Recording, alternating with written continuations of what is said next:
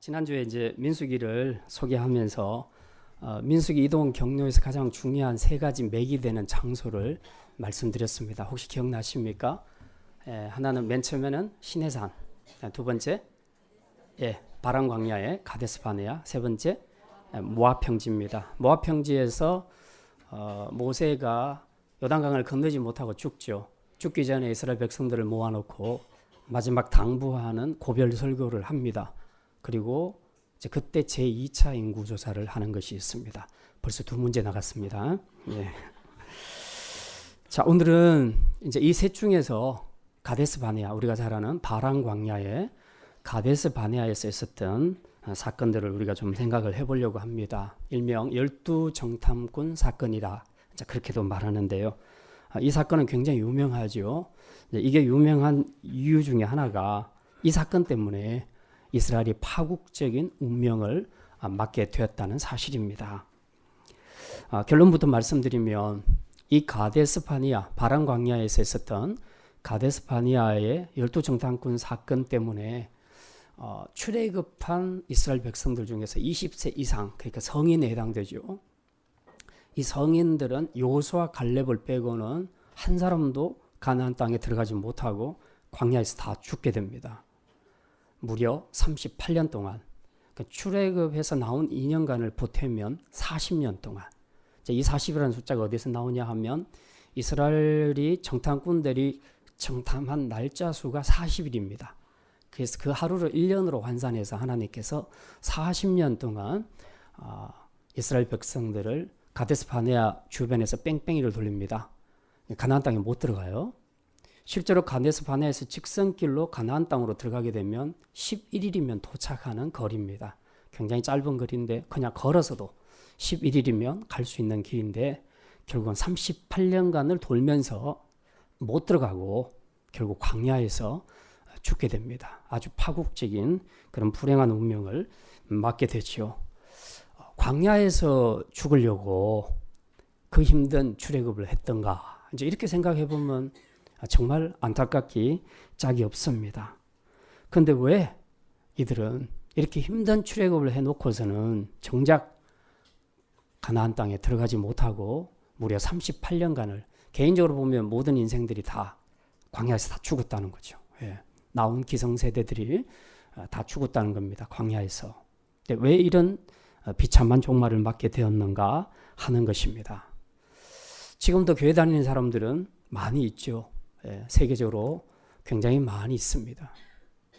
그런데 이 많은 사람들이 지옥 가려고 교회 다니는 사람은 없지 않겠습니까?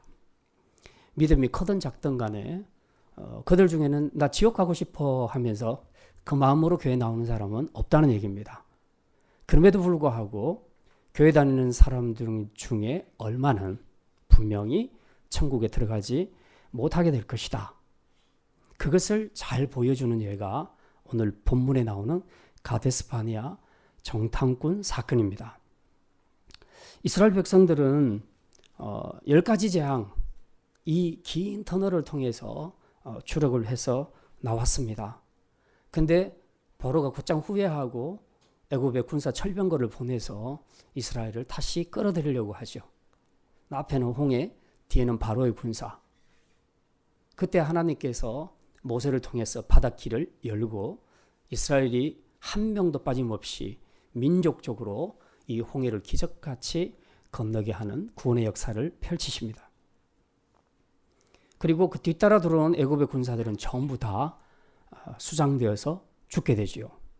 이 홍해 사건 이 하나로 이스라엘 백성들은 애굽의 노예 생활을 완전히 청산하고 완전한 자유민이 됩니다. 이 사건이 굉장히 중요한 사건이에요. 출애굽 한 것만 중요한 것이 아니라 뒤따라오는 애굽의 군사들이 이 홍해에서 수장됨으로 인해서 완전한 자유민이 되었다는 사실. 이게 굉장히 중요한데, 그래서 고린도전서에서는 이 부분을 집단 세례 사건으로 해석을 하고 있습니다. 그래서 이스라엘이 민족적으로 함께 이 홍해에서 세례를 받은 걸로 그렇게 설명을 하고 있습니다. 근데 문제는 그렇게 집단 세례를 받았는데 그러면 우리로 지금 말하자면 예수님 믿고 영접했다는 얘기고 하나님의 자녀가 됐다는 얘기인데 근데 왜 약속하신 가나안 땅에 들어가지 못하게 되었는가 하는 이런 의문점이 남는다는 겁니다. 그래서 이런 일은 일어나지 않겠지. 이제 그런 생각이 들 수도 있습니다. 그러나 고린도전서에서 그 사건을 집단 세례로 설명하면서 그 뒤에 가서 분명히 그렇게 말합니다. 누구든지 세례받은 후에도 이렇게 멸망의 자리로 떨어질 수 있다라고 분명히 그렇게 말씀하시는 걸 보면 지금 많은 사람들이 다 교회를 다닌다고 해서 또 세례를 받았다고 해서 그들이 몽땅 다 천국에 갈 것이다. 그렇게 보기는 어렵다. 이것이 바로 성경이 주장하는 내용입니다. 왜 이런 일이 생기는 것일까? 우리가 좀 그게 우리 문제일 수도 있으니까 이 문제들을 좀 진지하게 생각해 볼 필요가 있겠습니다. 믿음이면 다 똑같은 믿음처럼 보여요. 그러니까 우리가 특별한 문제가 없을 때는 여기 앉아있는 모든 성도들의 믿음이 다 거의 비슷하게 보입니다. 다 좋아 보인다는 거죠. 저도 모르죠. 그런데 이제 문제가 생기면 어떤 결정적인 위기 상황이 오거나 문제가 생기게 되면 비슷해 보였던 그 믿음들이 아주 다르다는 것이 드러난다는 겁니다. 그래서 그 드러나는 다른 믿음 때문에 서로가 운명을 달리하게 되는 이런 문제가 생길 수도 있다는 거죠. 그게 바로 오늘 본문이 보여주는 내용의 교훈 중에 하나입니다. 오늘 본문에는 서로의 운명을 다르게 만든 상반되는 두 믿음에 대해서 소개를 하고 있습니다. 하나는 어떤 믿음이냐? 자신을 메뚜기로 생각하는 소극적인 믿음, 부정적인 믿음이고, 하나는 적군을 먹이로 생각하는 적극적인 믿음. 그렇게 말할 수 있습니다. 그래서 오늘 말씀의 제목을 제가 좀 고민을 많이 했습니다. 어떻게 제목을 잡을까? 그래서 이렇게 했습니다. 우리는 메뚜기 대 그들은 먹이. 우리는 메뚜기라는 정체성을 가진 사람들의 믿음과 그리고 그들은 우리의 먹이야 라고 생각하는 적극적인 믿음, 그 두 믿음을 우리가 함께 좀 생각을 하려고 합니다. 그래서 이 믿음을 통해서 지금 현재 우리는 어느 믿음에 속해 있는지 한 번쯤은 우리가 점검해 보는 것이 좋겠다고 생각이 됩니다. 그래서 오늘은 이 두 믿음에 대해서 대조되는 두 그룹의 믿음을 함께 비교하면서 생각하려고 합니다.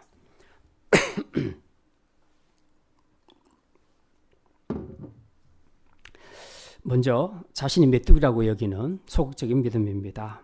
첫 번째는 메뚜기 정체성은 사명이나 인도하심보다 현실에 주목한다는 것입니다. 한번 따라합시다. 메뚜기 정체성은 사명이나 인도하심보다 현실에 주목합니다. 시내산에서 법을 받고 성막을 만들었고 그리고 20세 이상의 병력을 다 남자 수를 세워서 병력 수를 개소하고 난 다음에 이제 성막을 중심으로 해서 12진영들이 지파들이 각각 동서남북으로 세 지파씩 나누어지고 또 그 성막 바로 옆에는 제사장 그룹들이 레위 지파들이 이렇게 나누어서 보호하면서 이렇게 아주 질서 있는 대열로 진행을 했습니다. 그래서 드디어 바란 광야 가데스 바네아에 이르게 됩니다.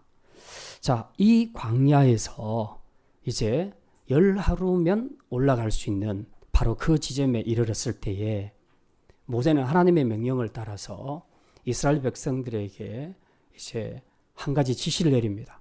그게 뭐냐 하면 정탐꾼을 보내서 지금 우리가 들어가야 할 그 상황들을 좀 파악을 했으면 좋겠다는 거죠. 그래서 무슨 전쟁이든지 나를 알고 적군을 알면 백전 무패, 불패라는 그런 말이 있죠. 그래서 일단 적군을 파악하는 것이 중요합니다. 그래서 정탐꾼을 보내는데 각 지파별로 대표 한 사람, 지휘관 한 사람을 뽑아서 모두 12명을 보내게 됩니다. 이 12명을 보낼 때에 모세가 뭐라고 얘기하냐 하면 가급적이면 이 네게브 사막으로 해서 바란 광야에서 지도를 보면 더 좋은데요. 바란 광야에서 곧장 올라가면 바로 네게브 사막이 나오고요. 그리고 바로 연결해서 이스라엘의 산간 지역들이 북으로 쭉 뻗어 있는 것을 보게 됩니다. 이제 그쪽으로 가라고 합니다. 해안가로 가면 눈에 띄기가 쉽죠. 들키기가 쉬우니까 안 들키도록 이제 산지로 올라가라고 이제 그렇게 말합니다. 가서 이제 여러 가지 정황들을 잘 살펴보고 올 때 그 땅에서 난 과실도 좀 가지고 오라. 이제 그렇게 명령을 합니다. 이렇게 해서 이제 40일 동안 12정탐꾼들이 정탐을 다 하고 난 다음에 돌아와서 이스라엘 앞에서 보고를 하게 됩니다. 근데 이들 보고를 보면 공통점이 있는데요. 그게 뭐냐 하면 그 땅은 진짜 하나님이 말씀하신 대로 젖과 꿀이 흐르는 땅이 맞더라. 이제 그렇게 고백하는 내용입니다. 자, 정말 그런지 23절 한번 보겠습니다. 14장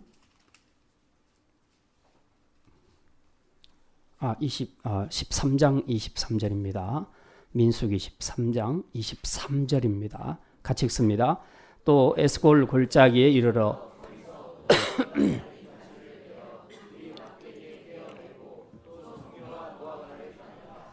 예, 이들이 그 모세의 명령을 따라 그 땅에서 난 과실을 가지고 왔는데 보니까 포도와 그리고 석류와 무화과를 따갖고 왔습니다. 근데 포도가 얼마나 큰지 성인 두 사람이 막대기에 꿰어서 들고 올 정도로 그렇게 컸다는 거죠. 우리는 이거 읽으면서 와, 좀 이런 뻥도 너무 심하다. 그렇게 생각할 수 있는데 성경은 거짓말을 하지 않습니다. 아무튼 그만큼 젖과 꿀이 흐른다고 생각했을 때 생각해 보세요. 땅에서 젖이 흐른다. 땅에서 꿀이 흐른다. 이것보다 엄청난 과장법이 어디 있습니까? 땅에서 젖 흐르고 꿀 흐르는 거 봤습니까, 여러분? 근데 그 정도로 하나님이 주신 땅이 축복의 땅이었다는 거죠. 그래서 이 포도송이 하나를 들고 오는데 우리나라 거봉은 비교도 안 돼요. 둘이서 이 한 송이를 지고 올 정도로 그렇게 컸다는 겁니다. 그만큼 아주 하나님이 축복하신 땅이다 하는 것을 분명히 보여주고 있습니다. 그래서 12정탐꾼들이 똑같이 이것에 대해서는 인정을 하는 겁니다. 진짜 그 땅은 젖과 꿀이 흐르는 땅이 맞습니다. 라고 그렇게 보고를 하는 겁니다. 자, 문제는 그 다음입니다.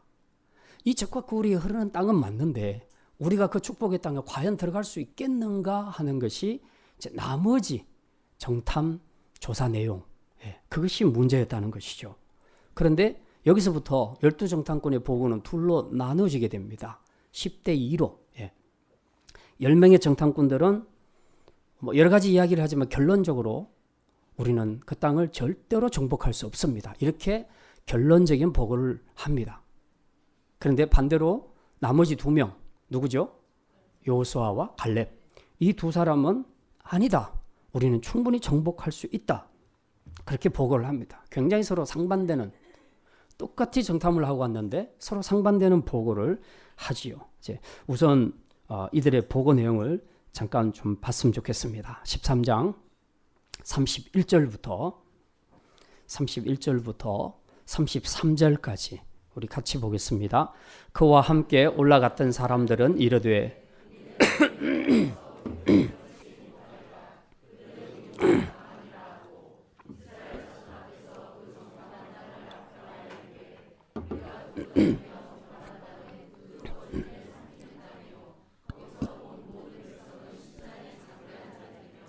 거기서 네피림 후손인 아낙 자손의 거인들을 보았나니 우리는 스스로 보기에도 메뚜기 같으니 그들이 보기에도 그와 같았을 것이니라. 이 10명의 보고를 보면요, 땅을 악평하고 있습니다. 분명히 좋은 땅이라 그랬는데 이제 또 악평을 하고 있습니다. 사람이 아무리 좋은 약속을 받아도 보이는 현실이 아니면 그때부터 보는 시선이 달라지게 되는 겁니다. 그래서 악평을 하게 되는 거죠. 더더군다나 그 땅 아낙 자손에 대한 이야기를 할 때 33절에 보니까 그들은 거인들이야. 이 네피림 후손들은 원래 굉장히 기골이 장대합니다. 그래서 이들은 거인이었고 그 앞에서는 우리는 우리 스스로 보기에도 메뚜기와 같았다. 그렇게 말하고 있습니다. 그러니 이 싸움은 해보나 마나다. 우리가 그런 사람들을 어떻게 쫓아내고 가나안 땅을 차지할 수 있겠는가. 지금 그렇게 이야기를 하는 겁니다. 이게 바로 이제 메뚜기 정체성인데요. 이런 정체성을 가진 사람들의 문제점은 상황이 조금만 커 보이면 그 자신이 받은 사명이나 또 하나님께서 그동안 인도하신 것에 대한 체험, 이런 것들은 다 까먹어버린다는 겁니다. 다 까먹어버리고 오직 지금 눈앞에 나를 힘들게 하고 두렵게 하는 그 상황만 주목해서 그것만을 자꾸 들여다본다는 겁니다.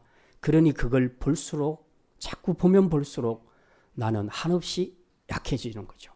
예. 그래서 메뚜기와 같이 느낀다. 그렇게 말하는 것입니다. 사실 하나님의 백성에게 중요한 것은 받은 사명, 부르심이고요. 또 하나는 지금까지 하나님 나를 어떻게 인도해 오셨는가 하는 하나님에 대한 체험입니다. 이 두 가지가 우리를 세우는 힘인데요. 이걸 빼고 나면 남는 것은 뭐가 있느냐? 그 눈앞에 보이는 큰 적밖에 없습니다. 그러니까 자꾸 현실적인 안주를 향해서 이제 마음이 자꾸 바뀌게 되는 이런 오류를 범하게 되는 겁니다. 지지난주인가 제가 한번 우스갯소리로 그런 말씀을 드렸습니다. 우리가 어릴 때 외웠던 그 국민교육 현장. 우리는 민족 중흥의 역사적 사명을 띠고 이 땅에 태어났다. 정말 어떤 사람이 우리 민족 중흥의 역사적 사명을 띠고 자기가 이 땅에 태어났다고 굳게 믿는다면 그 사람은 틀림없이 이 민족의 중흥을 위해서, 이 나라를 위해서 자기 인생의 방향을 거기에다 맞추고 열심히 애국하며 살아갈 것입니다. 근데 만약 이런 의식이 없는 사람이라면 어떻게 살아갈 수 있을까요? 어떻게 살아갈까요? 여러분은 민족 중흥의 역사적 사명을 띠고 태어났다고 굳게 믿으십니까? 만약 여러분에게 그게 없다면 그러면 우리는 어떻게 살게 될까요? 사명이 없고 민족 중흥의 역사 의식도 없는데 우리가 어떻게 살게 될까? 거의 답은 확실합니다. 다 개인주로 돌아가게 됩니다. 자기 개인을 위해서, 개인의 안위와 영달을 위해서 살게 됩니다. 우리가 일제강점기 때에 독립운동했던 사람들과 한번 비교해보면 이것들을 잘 이해할 수 있습니다. 얘네들은 정말 민족 중흥의 역사적 사명 정도가 아니라 이 국가를 위해서 자기의 생명을 내어놓는 투철한 애국심으로 살았습니다. 어쨌든 조선을 독립시켜야 한다는 이 마음 때문에 때로는 자기 가족들을 버리면서까지, 자기의 생명을 버리면서까지 그렇게 열심히 민족을 위해서 살았던 사람입니다. 사명감이죠. 사명감이 그들을 그렇게 살게 했던 겁니다. 근데 그 동시대에 살았던 사람들 중에 이런 사명감이 없었던 사람들은 어떻게 살았을까요? 그 극단적인 예가 이완용 같은 사람입니다. 이 사람들은 독립운동가들이 가졌던 그런 사명감이나 역사의식이 없었던 거죠. 그러니까 어떻게 삽니까? 결과적으로 사명감을 빼면 남는 것은 자기 개인의 영달, 그리고 자기 안위를 위하는 자기 중심의 삶만 남게 된다는 것입니다. 우리 그리스도인들의 삶도 원리적으로는 같다는 것입니다. 저나 여러분이 하나님 앞에서 예수 믿고 구원받았다고 얘기했을 때는 목표가 천국 가는 것이 아니에요. 천국 가는 것은 하나님께서 덤으로 주신 것이고요. 정말 주님께서 원하시는 것은 왜 우리를 구원시켰는가? 물론 천국에는 가게 되겠지만 이 땅에 사는 동안 우리가 하나님의 의타하심을 드러내는 제사장 나라로서, 하나님 나라 백성으로서 우리가 그 하나님을 많은 세상 사람들에게 보여주고 전하고 증거해서 그 사람들이 하나님 앞으로 돌아올 수 있도록, 그래서 우리와 함께 하나님을 예배하고 찬양하는 그런 백성으로 설 수 있도록 하는 사명이 우리에게 주어졌다는 겁니다. 그게 구원과 함께 묶어서 들어왔다는 거죠. 그냥 너는 천국에만 가면 돼 하고 우리를 구원시킨 것이 아니라는 겁니다. 우리를 구원시킬 때에 사명을 함께 부여하셨다는 겁니다. 그러니까 사도 바울이 뭐라고 말합니까? 나는 복음의 빚진 자라. 그렇게 말하죠. 자기만 구원받고 천국 갈 것 같으면 우리 전도할 필요도 없습니다. 교회를 섬길 필요도 없어요. 그냥 주일날 예배만 참석하고 그냥 가면 돼요. 그냥 자기만 잘 챙기면 되는 겁니다. 근데 하나님이 우리에게 주신 사명은 그게 아니라는 거죠. 그걸 뛰어넘어서 우리 민족 중앙의 역사적 사명이 아니고 하나님 나라의 부흥을 위해서, 하나님 나라 건설을 위해서 하나님께서 이 사명으로 우리를 구원하셨다는 것입니다. 그러니 우리 그리스도인들의 이 땅에서의 삶을 이렇게 해석하지 않으면 다 그냥 교회만 다니고 자기 일만 하면 되는 거죠. 교회가 어떻게 되든 하나님 나라가 어떻게 되건 선교가 어떻게 되건 이런 것에 대해서는 전혀 신경을 쓸 필요가 없는 것이죠. 삶이 확연하게 달라진다는 것입니다. 지금 이스라엘의 모습이 바로 이런 것입니다. 10명의 정탐꾼들은 말할 것도 없고 이들의 보고를 들은 이스라엘조차도 똑같은 정체성을 가지고 있습니다. 소위 메뚜기 정체성을 가지고 있는 거예요. 그냥 네가 세냐 내가 세냐 그것만 보는 겁니다. 지금 내가 이 땅에 살면서 어떤 존재인가, 내가 왜 이 가데스 바데아 광야까지 와 있는가, 앞으로 나는 어디로 가야 되는가, 내 가는 길에 나란 존재는 뭔가, 이런 해석을 전혀 안 하는 겁니다. 지금 사명감, 역사의식이 없는 거예요. 그러니까 지금 내가 죽는 데서 하느냐, 내 처자들이 어떻게 되느냐 그것만 지금 생각하는 거죠. 그러고서 보니까 저건 너무 기골이 장대하고 커. 그러니까 난 도저히 못 이기겠어. 그 모습 앞에서 나를 돌아보니 이건 정말 메뚜기와 같더라. 그대 앞에 서면 웬 나는 작아지는가. 이렇게 자꾸 그대만 보니까 나는 작아지는 거예요. 벌써 키가 다른데 어떻게 해요? 어떻게 한결이가 종찬이를 이길 수 있겠어요? 그렇잖아요. 안 되죠. 근데 왜 종찬이만 쳐다보냐는 거죠. 이게 문제라는 겁니다. 지금 이스라엘은 가장 중요한 사명감, 하나님이 자기를 부르신 것, 이거 다 놓쳐버렸습니다. 더더군다나 안타까운 것은 하나님이 지금까지 어떻게 인도해 오셨는가, 그것만 생각해도 이렇게 두려움에 떨 필요가 없잖아요. 벌써 10가지 재앙, 특별히 마지막 재앙은 기가 막히는 기적 아닙니까? 세상에 그 어떤 신도 할 수 없는, 모든 집안의 장자를 다 죽여버리는 엄청난 심판을 하나님이 하시지 않았습니까? 이걸 통해서 승리하고 나오게 하셨는데, 이 하나님이 지금 자신들과 함께 하고 있는데 그걸 안 보고, 하나님의 인도하심도 안 보고, 부르신 사명도 잊어버리고 그냥 너하고 나하고 싸워야 되는데 네가 나보다 크구나, 그러니 나는 메뚜기구나, 이 생각만 하고 있으니 이 전쟁을 이길 수 있겠냐고요. 이 전쟁을 하자고 말할 수 있겠냐고요. 이건 불가능한 이야기죠. 그 참 더 안타까운 것은 14장 3절 하반절에 보면 이렇게 말합니다. 우리 처자가 사로잡히리니 애굽으로 돌아가는 것이 낫지 아니하랴. 애굽으로 돌아간다. 애굽이 어떤 곳입니까? 지금 이 잔인한 애굽의 바로왕의 폭정 아래에서 이스라엘 백성들이 도저히 못 살겠다고 하나님 살려주십시오, 그렇게 애원했던 바로 그 나라 아닙니까? 그래서 하나님이 모세를 통해서 내 백성의 부르짖음을 듣고 내가 내 백성을 구원하려고 한다, 그렇게 해서 시작한 것이 출애굽 아니에요. 정말 살만하면 뭐 하려고 그렇게 간절히 부르짖습니까? 살려달라고. 근데 지금은 뭐라고 합니까? 다시 그 땅으로 돌아가는 것이 더 낫지 않겠냐, 지금 이렇게 말하고 있는 겁니다. 그러니까 벌써 출애굽할 때 그들의 생각 자체도 문제인 겁니다. 뭘 생각하고 가느냐? 가나안 땅에 가서 젖과 꿀이 흐르는 땅에서 이것도 먹고 저것도 먹고 그냥 자식들하고 행복하게 살리라, 이 꿈만 가지고 나온 사람들은 광야 생활이 너무 힘들고요, 그 과정에서 만나는 적군들이 너무 두려운 겁니다. 근데 이것만 주목하고 있으니 차라리 이럴 것 같으면 애굽으로 돌아가는 것이 상대적으로 더 낫지 않을까? 이제 그런 생각을 하게 되는 겁니다. 종종 교회 생활을 하다 보면 이제 안타까운 사람들을 보게 됩니다. 어떤 사람들이냐 하면 예수 믿으면 만사가 형통해, 자녀들이 좋은 대학교 가고 사업의 길도 열리고 그리고 부자가 될 거야, 아프지 않고 건강하게 될 거야, 아파도 빨리 낫게 될 거야. 이제 이걸 복음이라고 가르치는 교회들이 있습니다. 물론 하나님의 치유와 축복은 있는 건 사실입니다만은 그렇게 공식적으로 예수 믿으면 만사형통 이렇게 진행하면 그건 복음이 아닙니다. 이스라엘 백성들이 그 꿈 가지고 나왔다가 가나안에서 이렇게 실패하게 됐거든요. 하나님 앞에서 우리가 생각해야 될 것은 정말 내가 어떤 존재인가, 하나님이 나를 어떤 존재로 부르셨는가, 그걸 생각하면서 신앙생활을 해야 되는 겁니다. 하나님이 우리 만사형통케 하시려고 예수 믿게 하셨는가? 그 축복은 별도로 하나님이 허락하시는 사람들이 있습니다. 그러나 그걸 공식적으로 말하면 안 되죠.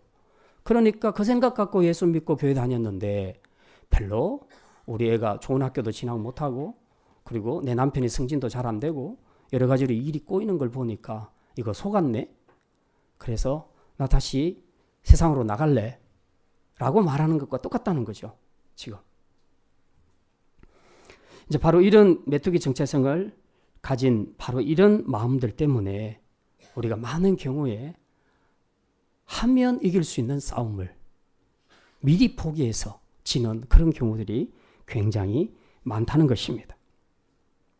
무엇보다도 홍해를 가르고 인도하신 능력의 하나님을 생각한다면 안악자손쯤이야.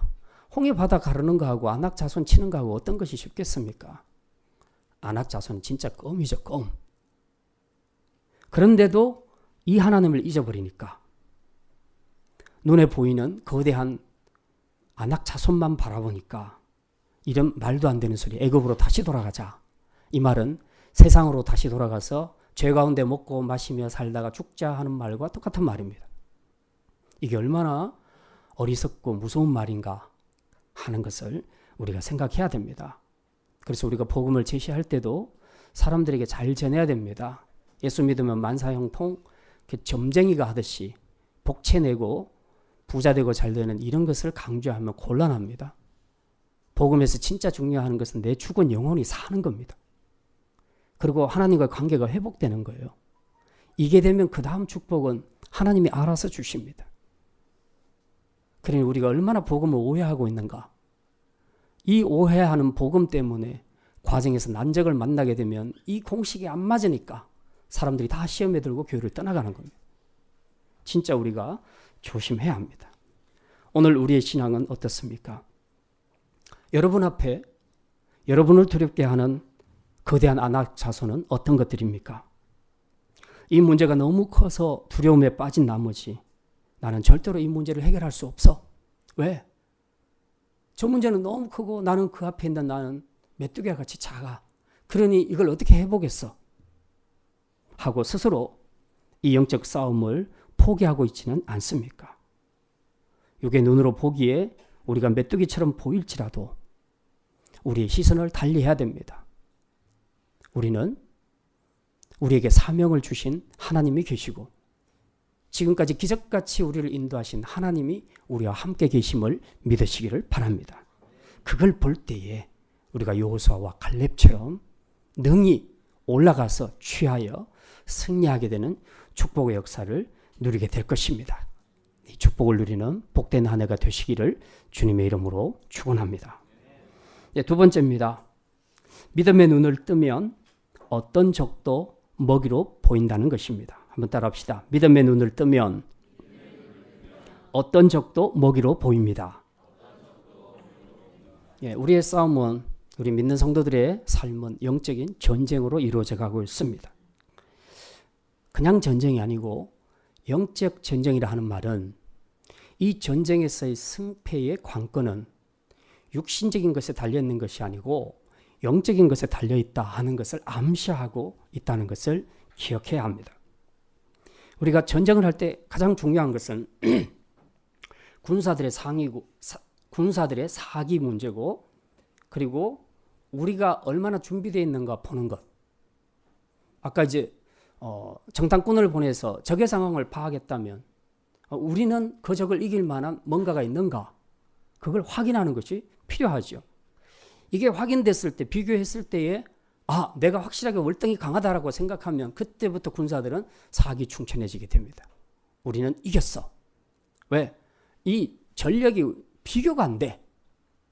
이 확신을 갖게 되면 그때부터 이제 힘차게 나갈 수 있게 되는 것입니다. 그런데 이 사기충천하려면 우리가 꼭 하나 기억해야 될 것이 정말 아군의 진영이 어떠한가를 정말로 영적으로 정확하게 볼 수 있는 믿음의 눈이 필요하다는 겁니다. 그냥 쓱 봐가지고는 메뚜기야 우리는. 근데 영적으로 자세히 들여다보면 믿음의 눈을 뜨고 자세히 들여다보면 메뚜기인 줄 알았는데 아니야, 용사야. 저 거대한 안악자손보다 내가 더 크다, 우리 아군이 더 세다 하는 확신을 가질 수 있다는 겁니다. 바로 이게 믿음의 눈을 떴을 때 우리가 얻게 되는 엄청난 효과라는 것이죠. 이 10명의 정탐꾼이나 그들의 믿음 없는 부정적 보고에 부하내동하는 이스라엘 백성들의 이 공통점을 보면요, 그들은 믿음의 눈을 뜨고 영적인 상황을 제대로 보지 못했다는 것입니다. 그런데 여호수아와 갈렙 이 두 사람은 그렇지 않았다는 거죠. 물론 이 두 사람도 가나안 정탐에서 분명히 봤죠. 거대한 아낙 자손을 봤습니다. 그리고 그들이 본 것은 팩트입니다. 부정할 수 없어요. 저 덩치가 저렇게 크다는 거, 그거는 부정할 수 없는 겁니다. 그런데 그들은 육신의 눈으로 본 그것의 마음을 빼앗기지 않았다는 것입니다. 이게 중요하다는 거죠. 그럼 뭘 봤냐? 그들은 육신의 눈으로 본 아낙 자손을 보는 것이 아니라 지금 보이지 않으나 믿음의 눈을 뜨고 보면 보이는 자기를 인도하시는 하나님, 자신들과 함께 하신 하나님, 그 하나님을 봤다는 것입니다. 그걸 또 주목해서 봤다는 것이요. 그러니까 이런 고백을 할 수 있죠. 14장 6절부터 8절에 보면 이렇게 기록이 되어 있습니다. 6절부터 8절까지 같이 봅니다. 그 땅을 정탐한 자 중에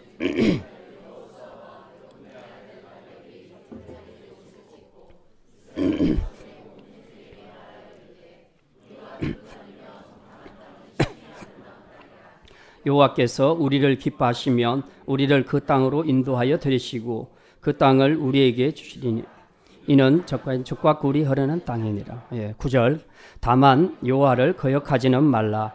또 그 땅 백성을 두려워하지 말라. 그들은 우리의 먹이라. 그들의 보호자는 그들에게서 떠났고 여호와는 우리와 함께 하시느니라. 그들을 두려워하지 말라 하나. 왜 똑같은 땅을 봤는데 10명은 이 땅을 이렇게 악평하는데 이 두 사람은 참 심히 아름다운 땅이라고 평가했을까? 왜 똑같이 아낙 자손의 거대함을 봤는데 이 10명은 자신들이 그들 앞에 메뚜기와 같다고 생각을 했는데 이 두 사람은 오히려 그들이 우리의 밥이라, 우리의 먹이라, 어떻게 이렇게 평가할 수 있었을까 하는 겁니다. 무슨 차이겠습니까? 믿음의 눈을 뜨고 봤냐 못 봤냐, 그 차이입니다. 이 7절에서 9절까지 읽었던 이 고백은요, 아무나 할 수 있는 고백이 아니고 믿음의 눈을 뜬 자만이 할 수 있는 고백이라는 것입니다. 믿음의 눈으로 정말 이 땅을 바라보니 적과 꿀이 흐르는 땅이 맞더라. 아름다운 땅, 축복의 땅이 맞더라. 뿐만 아니라 이 축복의 땅에 반드시 들어가게 되리라. 는 확신까지 얻게 됐습니다. 왜? 하나님이 들어가게 해주겠다고 약속을 주셨으니까. 그 하나님을 보니까, 그 하나님을 믿으니까 그 약속까지 신뢰하게 되는 것이죠. 그리고 그 하나님이 지금도 그들과 함께 하심을 여호수아와 갈렙은 믿음의 눈으로 보고 있었습니다. 자, 그러고 난 다음에 한번 전력을 비교해 봤더니 어떻습니까? 믿음의 눈으로 아군과 적군을 비교해 봤더니 육신의 눈으로 봤을 때는 적의 거인이고 우리는 메뚜기였는데 믿음의 눈을 뜨고 보니까 그들은 우리의 먹이라 밥이라. 하나님이 그들보다 더 크고 위대하시고 강하다는 것을 깨달았던 것입니다. 이런 거하고 비슷하죠. 어린 유치원생들이 막 초등학교 다니는 형아들하고 같이 있다가 막 이제 두들겨 맞을 수도 있죠. 겁이 나죠. 그러니까 걔네들을 보면 겁을 먹는 게 당연합니다. 그런데 어느 날 그들보다 훨씬 힘이 센 자기 아빠하고 손을 잡고 갑니다. 그러면 걔네들이 어떻게 보이겠습니까? 두려움의 대상으로 보이겠습니까? 그렇지 않습니다. 만약 아빠의 손을 잡고 가는데도 불구하고 두려워한다면 믿음이 없는 거죠. 믿음이 없는 겁니다. 우리 아빠는 저 형들한테 질 거야. 그럼 말도 안 되는 이야기지 않습니까?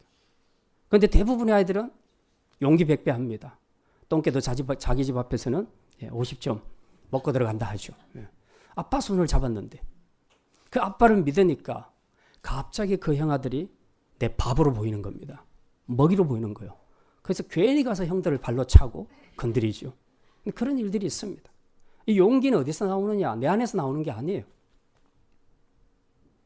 더 강하고 위대하신 그분을 믿는 데서, 그 믿음에서 이 믿음의 용기가 나온다는 것입니다. 그래서 7절부터 9절까지의 고백은 이 믿음의 눈을 뜬 자만이 할 수 있는 고백이다 하는 것을 우리가 알 수 있습니다. 여기 14장 9절 하반절에 보면요, 분명히 그렇게 기록하고 있습니다. 왜 여호수아와 갈렙이 담대하게 나갈 수 있었는가? 이건 그냥 객기를 부르는 게 아니잖아요.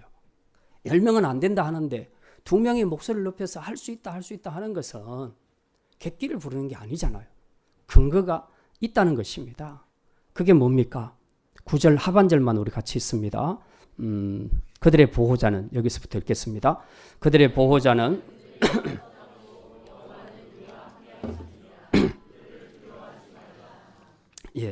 믿음의 눈을 뜨고 영적 상황을 보니까 그들은 우리의 밥이라. 그리고 자세히 봤더니 아낙 자손을 돕는 보호자가 없더라는 겁니다. 떠났다. 이 말은 무슨 말입니까? 원래 그들을 보호해주는 신이 있었는데 떠났다 이 말입니까? 원래 신은 없죠. 하나님 외에는 다른 신은 없습니다. 근데 있다고 상정한다면 이미 떠났다. 왜? 더 강한 신인 여호와께서 우리와 함께 하시니 저 신도 무서워서 도망가 버렸다. 그 이야기죠. 이제 보호하는 신이 없다는 거죠.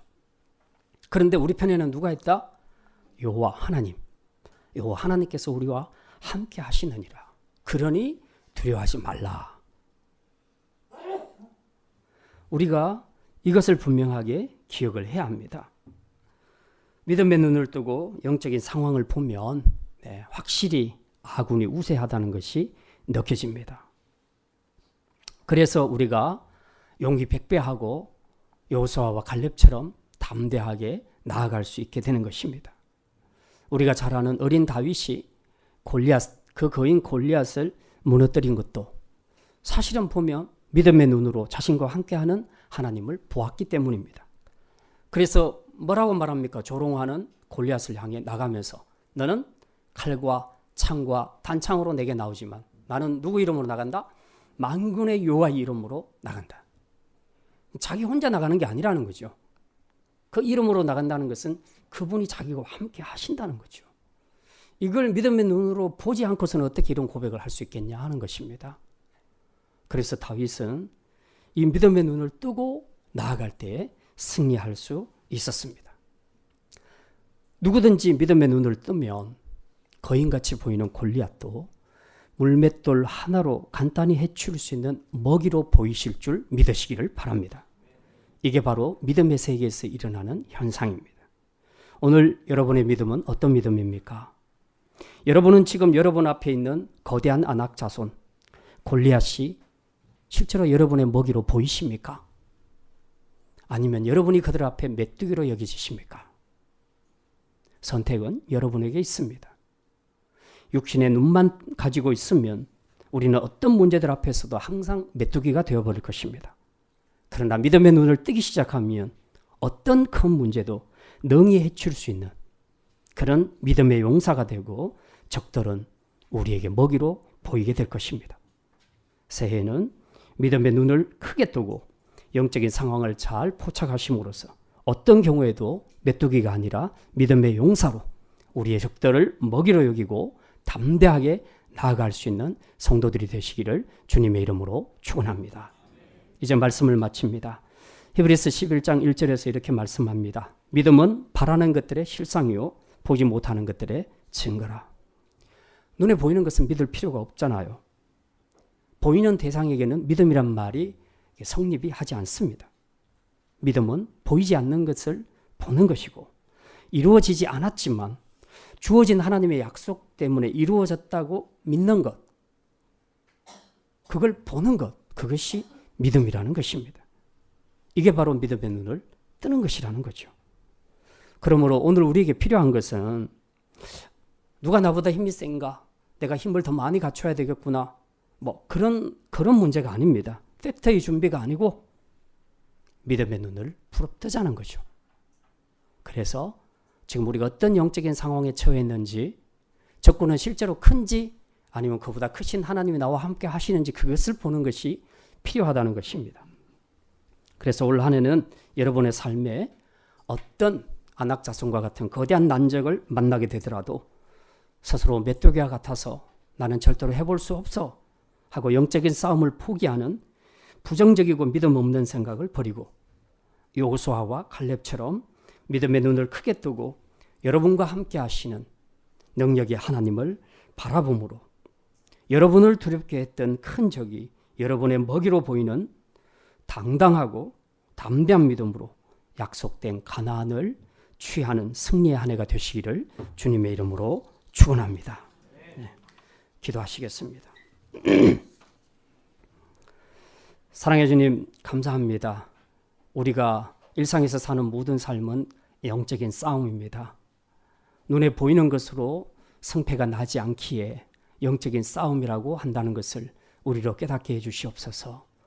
우리 눈앞에 보이는 세력이 거대한 아낙 자손과 같고 골리앗과 같을지라도 그를 무너뜨릴 수 있는 것은 오직 우리에게 주신 사명과 하나님이 지금까지 우리를 인도하신 인도하심, 그것을 기억하는 것이며, 또한 우리가 이 땅에 사는 동안 보이는 것에 반응하지 않고 믿음의 눈을 뜨고 바라볼 때에 정말 적이 우리의 먹이로 보이고 우리가 여호수아와 갈렙처럼 담대하게 믿음으로 나아갈 수 있게 된다는 것을 깨닫게 해 주시옵소서.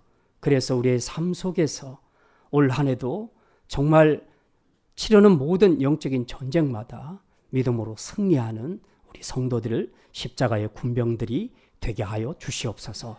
감사드리며 이 모든 말씀 우리 주 예수 그리스도의 이름으로 기도드립니다. 아멘.